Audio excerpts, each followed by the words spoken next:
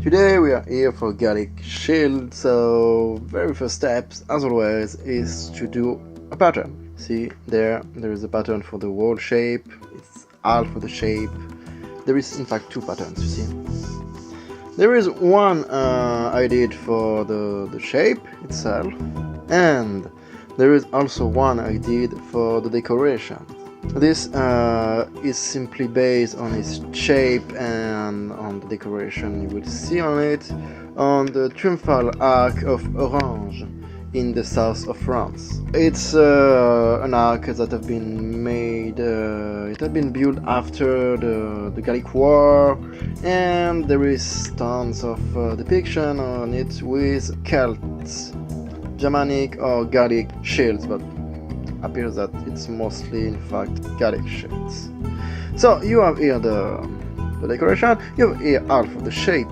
Once you've made your pattern, you have already a big part of the work, and in case you're wondering, this is my Gallic helmet. Okay, so once you did this, you need a plank. I use plywood for my shields because it's much more simple than when you use it for HEMA, and it's much more better because it's simple to do a lot of them, and it won't change much the dynamic. Here you have the plank.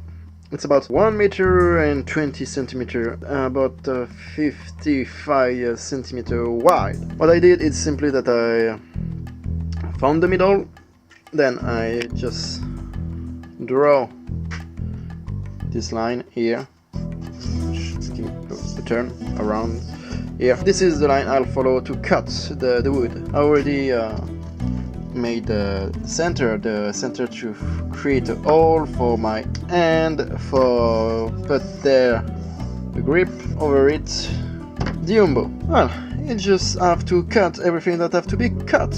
It's flat, so you don't have to do a lot. For the thickness, it's about 1 centimeter thick, and it's far enough. You don't need to have something really thick, because it become then like far too heavy. Okay, now I did cut the wall shape, you see. And what I did use is this kind of saw, this kind of mechanical saw, the jigsaw. Thing is, you have to know that the kind of blade I did use is one that have been designed for steel. Yes, I cut wood with steel blades, because this one is part of the cheap steel blade. I keep the very expensive one for the steel, because that's why they are expensive, because they are efficient. Those ones on the steel, it's just no, just a no way. So those ones are good, yes, but not on steel. They're good on wood. Simply I prefer this to the one that have been sold for wood, because the blade have much tinier teeth, and this simply give you a much cleaner cut here on the edge. That being said, this is why I prefer this kind of blade, and why I also recommend you to do the same. Once you cut all this, I of course use sandpaper, sandpaper over the border, simply to make everything smooth and avoid you to put a splinter in your fingers. And the next step would be now to cut here. First step would be to pierce it in the middle, and then to try to cut my way through this. The hole is now ready. It was simple to cut, very simple. What I did again was to use sandpaper there on the edge there. Precision. When you cut things with machines and stuff, use gloves, just for your own protection. Always wear gloves. This line here, this line here are the same. As I will very soon put the fabric on this side here, I'll need to find those lines anyway. So how could I do so? Simply I did draw it back, you see, into the hole there. That way I can see it from there. And it means, you see, it means that I'll be able to find the middle again. And with that, it will be very easy to me to continue all the work I'll need to do on this. Oh, by the way, yes, this side you see is much darker because I did dye it. This is what I did use. There is the fabric on. I glued 2 layers. And the next step after you glue it is to simply cut it like that, like making fringe. What I did was also to open directly the hole. I did draw, you saw, perhaps here around it, this margin. There will be where I want to put the glue, and then we will glue all the fringe on it, and then cut everything once it will be dried. What I did use to create that margin was this kind of compass. It's something that will hold, it will stay at the opening you did decide. I think it's about like 1 inch wide, yeah, 1 inch, basically 2.5 centimeters, something like that. It stays stuck at the distance.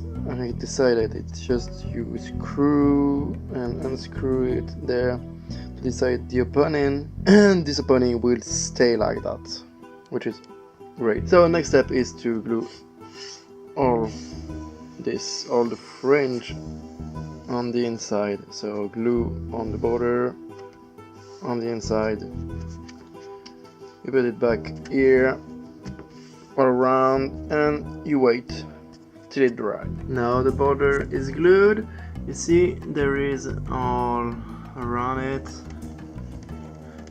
the line that did trace this compass, and now I just have to cut the border and then to paint everything.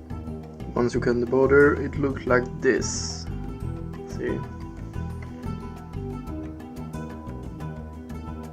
So now it's ready to be painted on the outside. Paint it in green with decorations in red.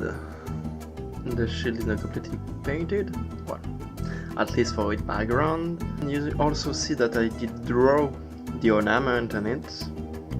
So this design, to apply it, I would recommend you to pattern it completely. Basically what I did there wasn't like the best technique ever. It's kinda good, but when you will do something like that, but much more complex than this simple one, you will require to have simply the whole pattern. Because here I did basically a quarter, then another quarter, then another quarter, then another quarter, and it was done.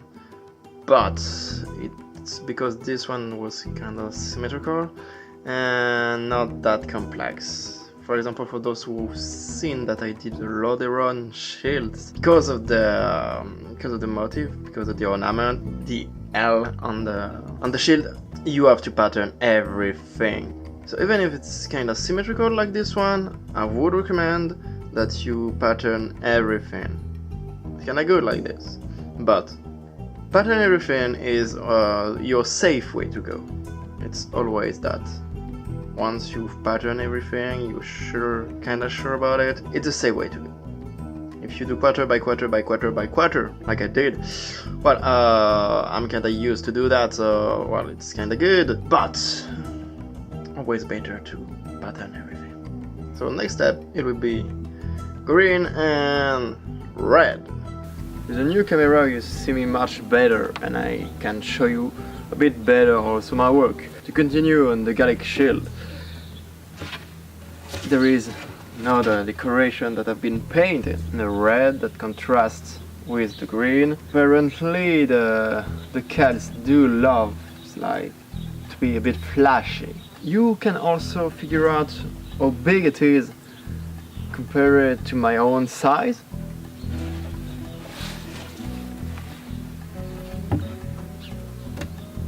And after, what I'll need to do is to add the boss on the outside, and at the same time add the handle on the inside, just for safety. I have a piece of leather there in order to protect your hand, and nail the embow with the handle together.